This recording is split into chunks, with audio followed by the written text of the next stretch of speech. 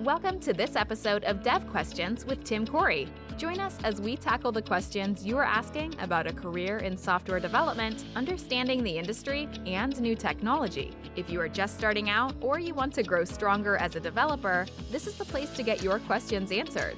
Now, here's your host, expert developer, and online educator, Tim Corey.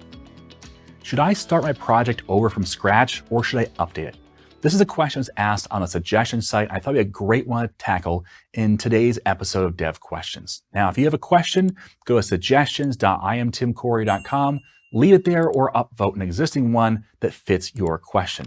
Hopefully, you'll see your question answered on a future episode of Dev Questions. Okay, so should you start a project over? Let's say you have a project that, it's kind of old, it's got a mess in there, and you're like, should I just abandon it and start over, or should I try to fix this thing? Let me start with where I start. And that is, I start from the perspective of we're going to upgrade this.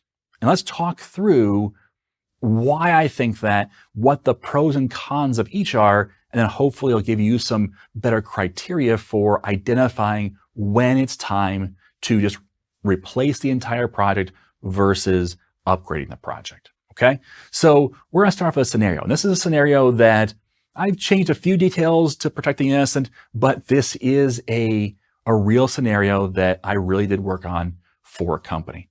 And the scenario is you've got a project that is in .NET Framework 3.5. It's a web forms project with lots of third-party dependencies. Okay, it's a pretty common scenario, actually. And then the actual issues, besides the fact it's web forms, not something more modern, and it's on .NET Framework even 3.5, not even 4 or 4.5. It's got spaghetti code. It's got a mess of code all over. There's no test, there's no logging, there's no best practices, there's no class library to house our business logic and data access. It's kind of all just in the code behind for web forms.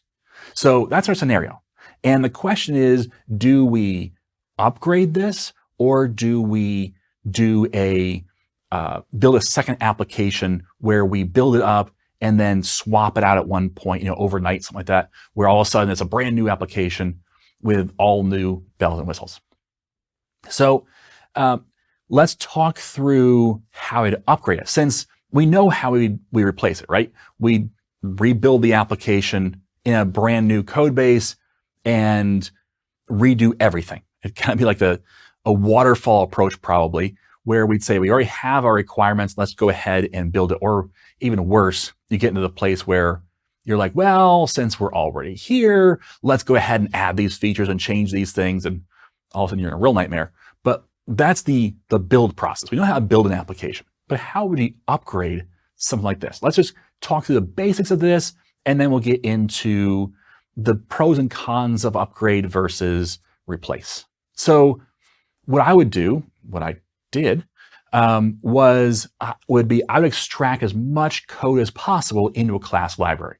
So you have .NET Framework 3 or 3.5. You extract as much as possible into a .NET 3.5 class library that you move everything as much as possible out from underneath the user interface. Now, UI code stays in the UI, but business logic, data access, all that stuff, try and get it into a class library.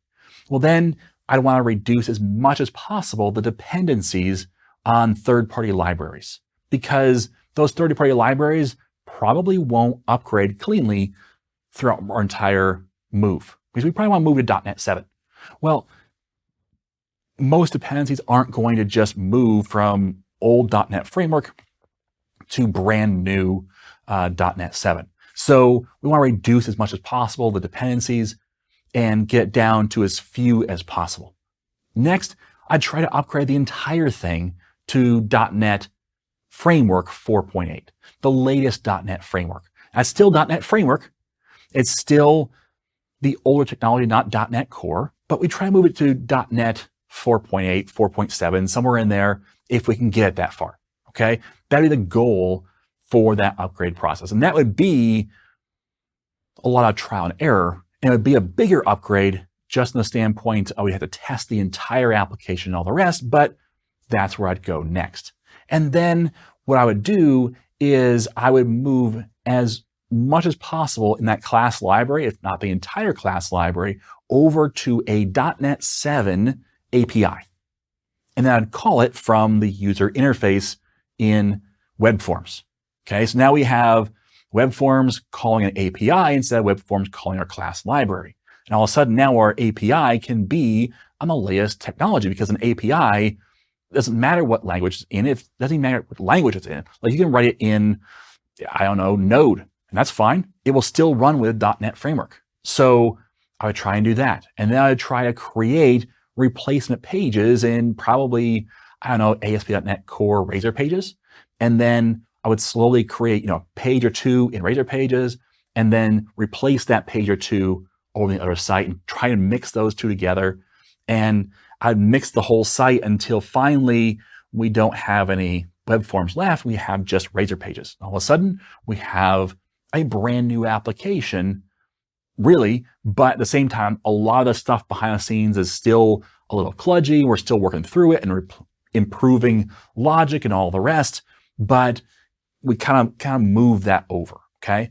So that would be the high level process that I'd probably take in a scenario like that. That's a lot of work, and it's a lot of interwork, okay, where you have to have things working together that might not necessarily want to work together. And you're doing some things that, like the upgraded .NET Framework 4.8. Well, that's an upgrade, but not as far as you want to go. You still want to go to .NET 7, which is a far sight different than .NET Framework 4.8 as far as underlying architecture. But the code might be similar, but why do you stop there? Well, because that's where you kind of have to stop to keep web forms running. So you'll do some upgrades like that where it might not give you everything, might not give you all the way there, but you get closer.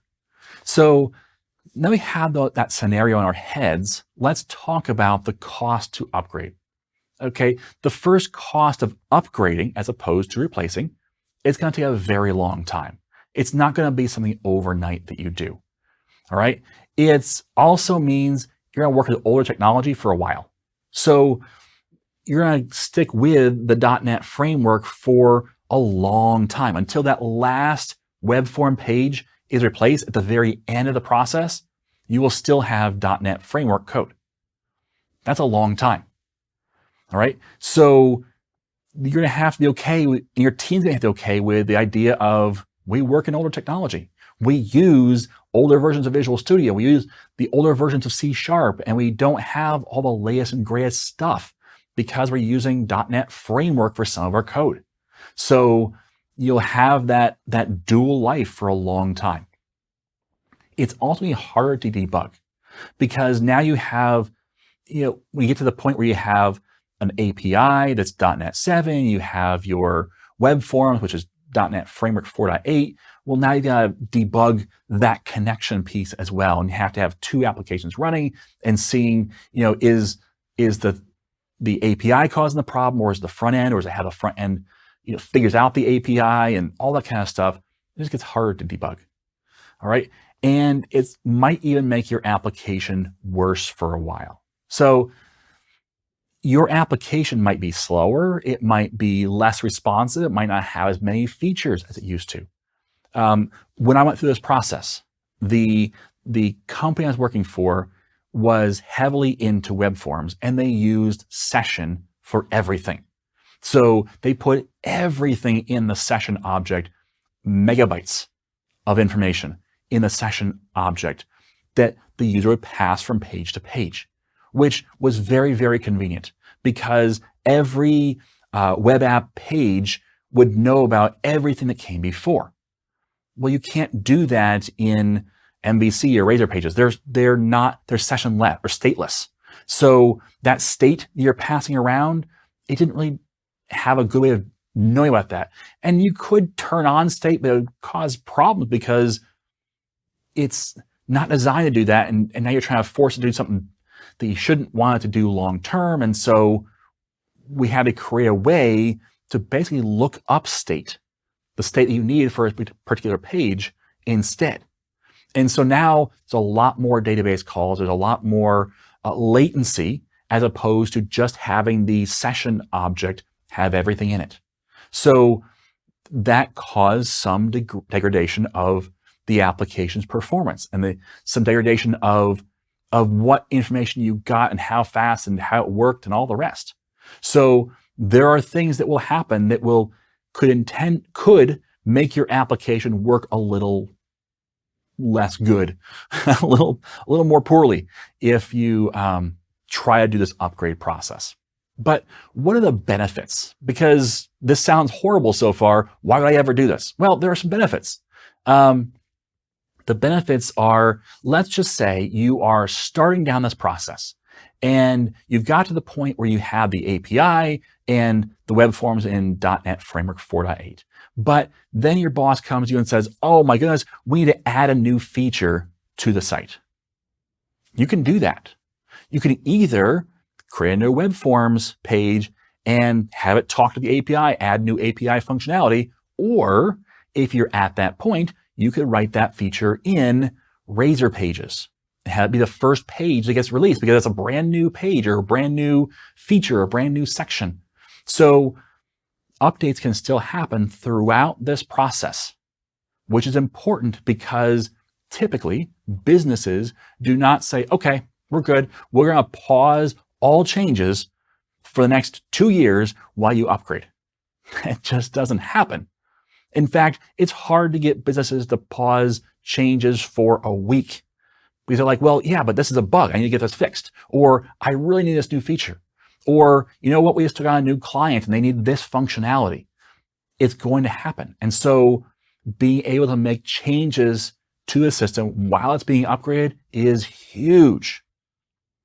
Now, also, as you make changes, you can change and implement, you can test and implement a change as you make it.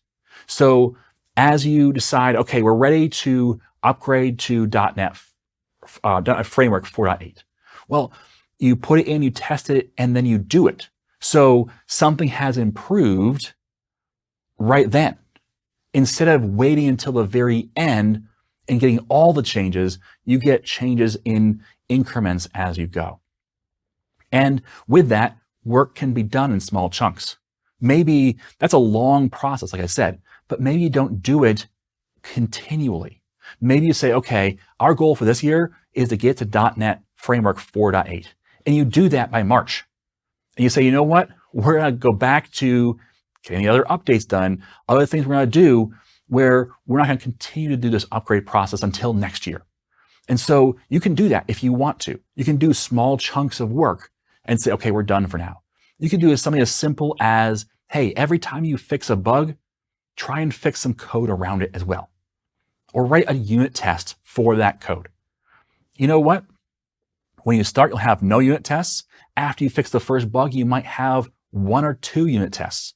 And for 1 million lines of code, 1 or 2 unit tests seems like nothing.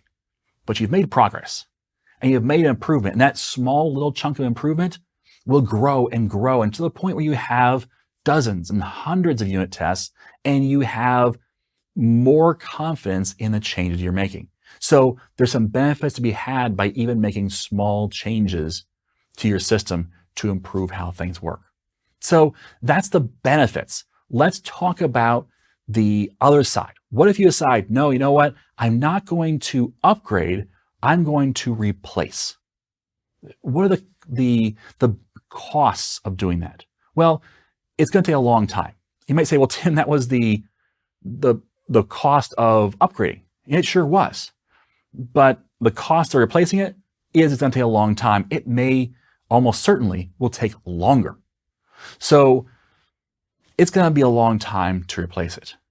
And then another cost is going to be that any work done on the old system is going to need to be done on the new system as well. This creates a really scary scenario where you have a moving target for your end goal.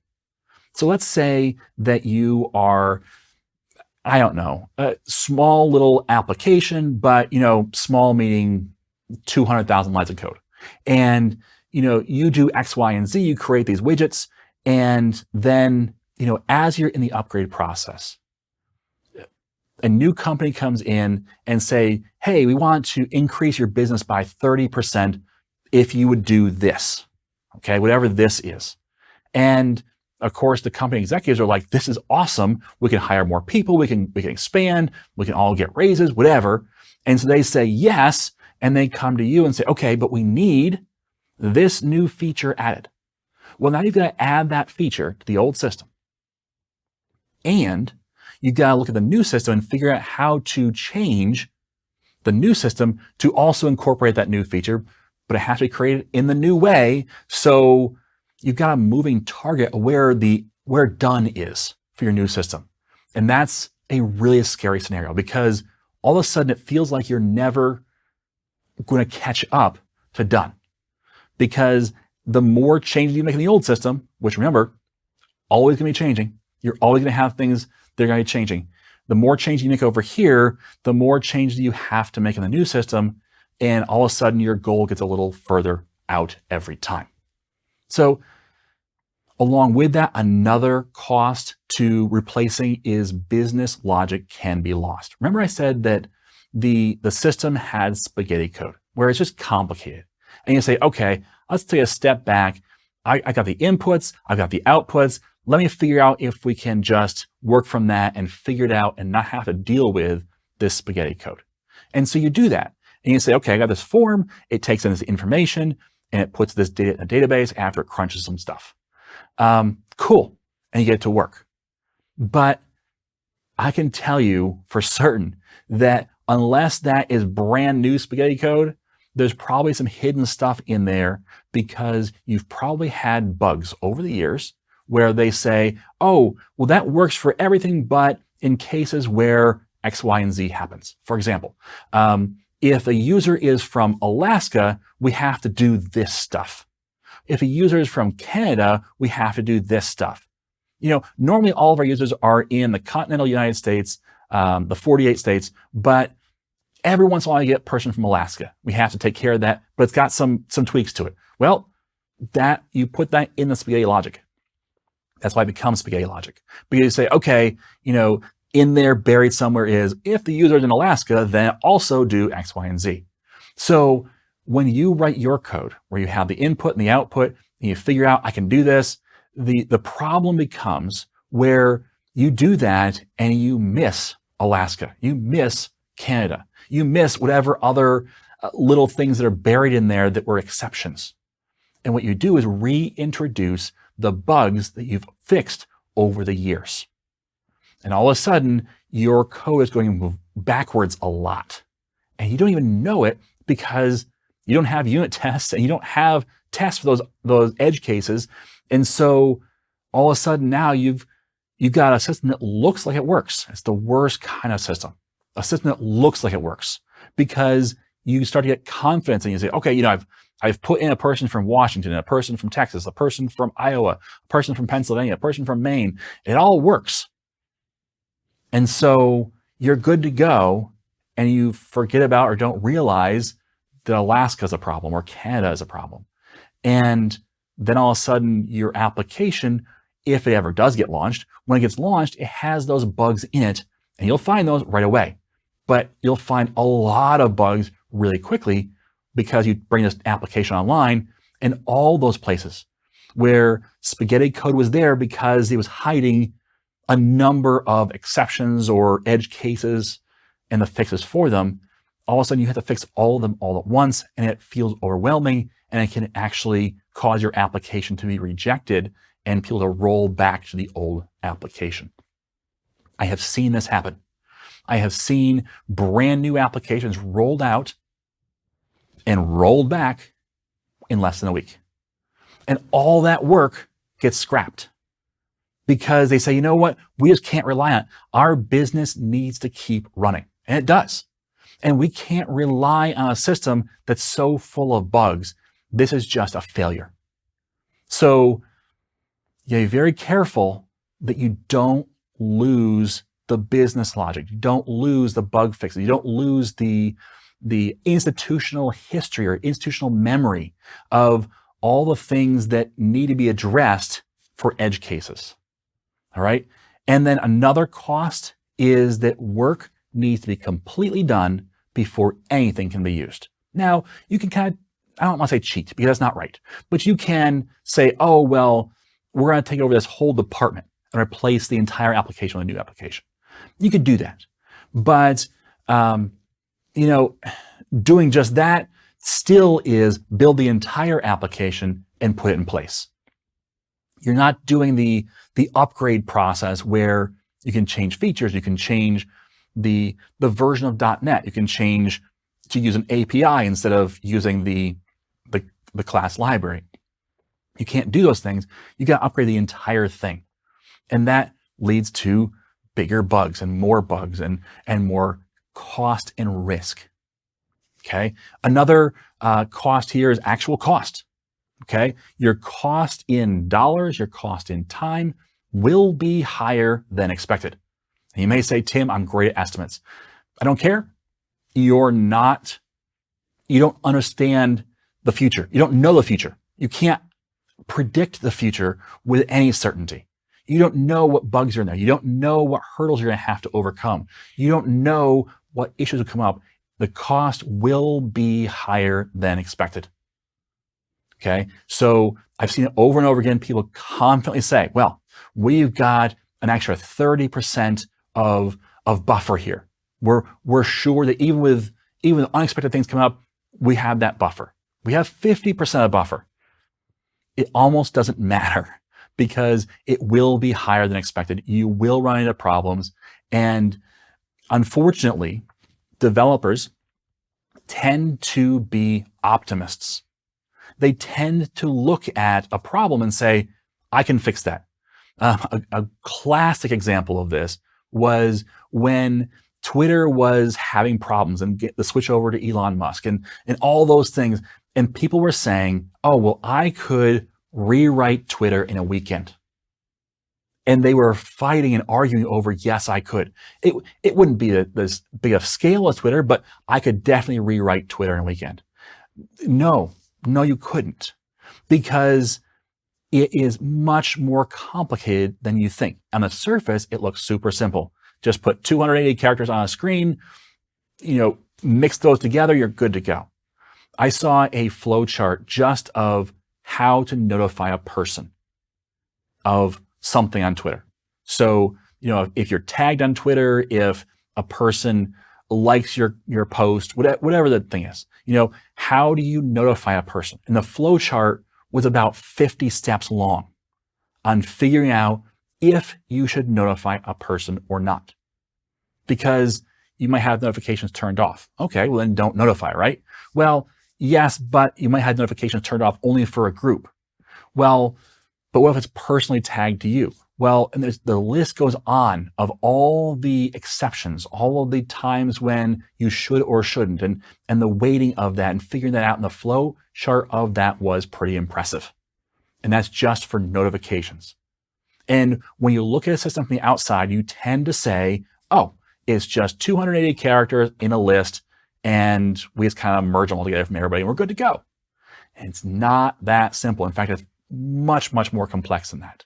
So when you're looking at your system and you say, oh, it just does X, Y, and Z, you're forgetting about all the edge cases. You're forgetting about all of the institutional knowledge that went into it. And you're forgetting the fact that it took developers years to come to this point. And yet you in the hubris have this idea that you could do it in 6 months or 3 months or a year, whatever the case. If it took developers 10 years to develop to this point, they weren't just slacking off. Now, yes, they were upgrading systems, they were improving things, they were taking things out and changing it with something new. And so it's not going to be 10 years to replace it, but it will still be a lot of time. So the cost in dollars and in time will be higher than you expected. And then there's also the danger that it will never happen. Like I said, it may be that you lose some institutional knowledge and some of that business logic of edge cases where you put it in place and you have all these problems. And so management gets freaked out and just pulls the plug. And that can absolutely happen. But another thing that can happen is that those cost overruns occur and that time overrun occurs. And at some point, the business says, we just can't afford to just keep throwing money at this thing. I've seen this happen a number of times where companies invest 1, 2, even 3 years into a project and it just never comes to fruition. So that's a big danger when you're talking about just replace. So there's a lot of dangers when it comes to just replace, but there are some benefits. We can't skip over the benefits. The first benefit, and we're going to put some asterisks on this, you get a clean code base when you're done. So, as you build up your application, you start to have some legacy stuff in there and some things that might not be used anymore and all the rest. .NET went through this. The .NET framework was pretty bloated.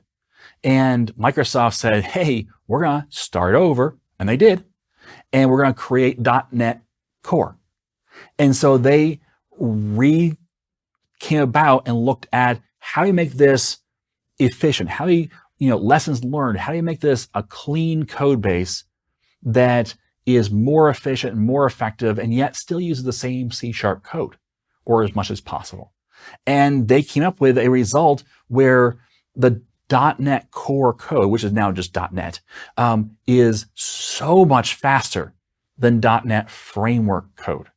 It's the same C# code itself, but .NET Core executes it so much faster because it's clean. It doesn't have all the legacy of, well, if you're on Windows XP and you're, using a 32-bit, forget all that.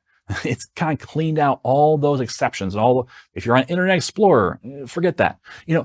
It's kind of cleaned out all this old stuff, this legacy stuff that was kind of patched and fixed and jury-rigged to get to work, and it does, but it's not as efficient as it could be. So you can have a clean code base when you're done. Now, I want to stop right there. Like I said, asterisk here. That's a bold claim. You can have a clean code base. That does not mean you will. Because when you're building an application over again, you start with the best of intentions. I'm going to do everything perfect. I'm going to have dependency injection. I'm going to have separation of concerns. I'm going to follow all of solid. And then the reality of the world hits, and you start to have to make things work, and you have to implement a new feature that was implemented in the old system. And so now you got to rip things out and put things back in. Before you know it, you still have a bit of a mess, but it's at least in the newer version, right? So that's what a clean code base will really look like. It won't be perfect, but it'll be better. Okay, so that's the first benefit. The second benefit is you can have 2 different teams. You can have a maintenance team and a rebuild team, and you can have them both work in parallel. And so you can say, you know what, we're going to put 2 people on maintenance only. The people that kind of know the system and know how to keep it working. We're going to keep communication open so we know when new things happen, but we're going to put 6 people on the rebuild team. And that way we can kind of get that done quickly and get it finished and complete and implement all the changes that 2 people are doing. And then eventually we have that new system only. So you can have 2 different teams working on this. You also get to re-choose your architecture. Let's say you were really tied into, Microsoft Access. I've been there. I worked on a system where it was completely tied to not one, but multiple Access databases. C# code, actually I think it was VB code, but your code tied to an old database structure with multiple databases and messy stuff where the databases have been modified and changed and huge tables with lots of columns and all this stuff. And you can say, you know what? Let's pause that.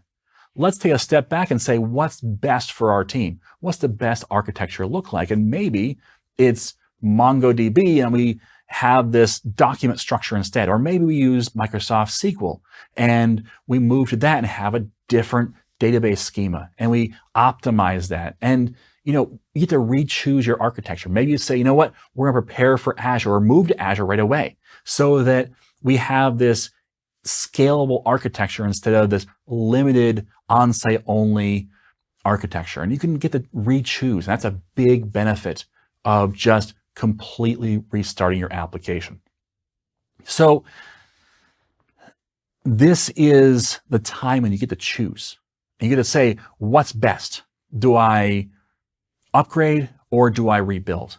And hopefully you've seen there's costs and benefits to both. But at the end of the day, I start from upgrade. That's the starting point. So when I come into a meeting where that's what we're going to decide or we're going to start working on is how we move forward, I always start from the default of upgrade because you get to upgrade in place. You get to see your changes happen as they are done. You get to keep some of that logic in place. You don't have those bugs. There's smaller changes over time and all this good stuff that comes with it, even though there's a lot of pain that comes with it. But just because I default to that does not mean I only do that. There have been times where I've come in, I've looked at the situation, and I go, you know what? You need to do a restart. You need a rebuild. And there's things you can do and tricks you can do to try and have both systems work at the same time. But at the end of the day, you need to rebuild your system because it's just too far gone or it's just too difficult to work with and there's not enough institutional knowledge to make sure we get it right. So there are times when a total scrap it and start over makes sense. Like I said, Microsoft decided that the scrap it and start over method was what was best for .NET. And that's why they built .NET Core while still upgrading .NET Framework. And they kind of had a period of time where .NET Core was being improved and features were being added to it at the same time as .NET Framework was having features added to it and being the primary thing used in production. So they kind of ramped it up and then they stopped .NET Framework at a point once .NET Core was complete enough to be a replacement. So there are times when it is the right choice. And I think that was the right choice for Microsoft. But just because there are times does not mean it's the primary thing you should do.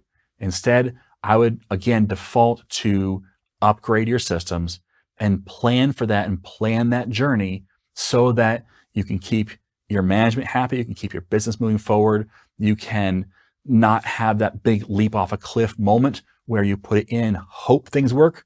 That's just not a good place to be. So there's a lot of benefits to upgrading your system, even if it does mean you have older technology in place, you keep some of that spaghetti logic, you have to deal with some bad architecture, and it's going to take you a long time to kind of cleanse the system of those old processes and ways of doing things. So that's my advice. I would encourage you to look at your situation as unique and evaluate it honestly. Just be careful that you don't use a bad estimate as your basis for moving forward. Don't just say, oh, well, it's going to take us 6 months to rebuild, so let's do that, because it will not take you 6 months. Okay, so don't use a bad estimate as your foundation for the reasoning behind making the replace choice over the upgrade choice. All right, thanks for listening, and as always, I am Tim Corey.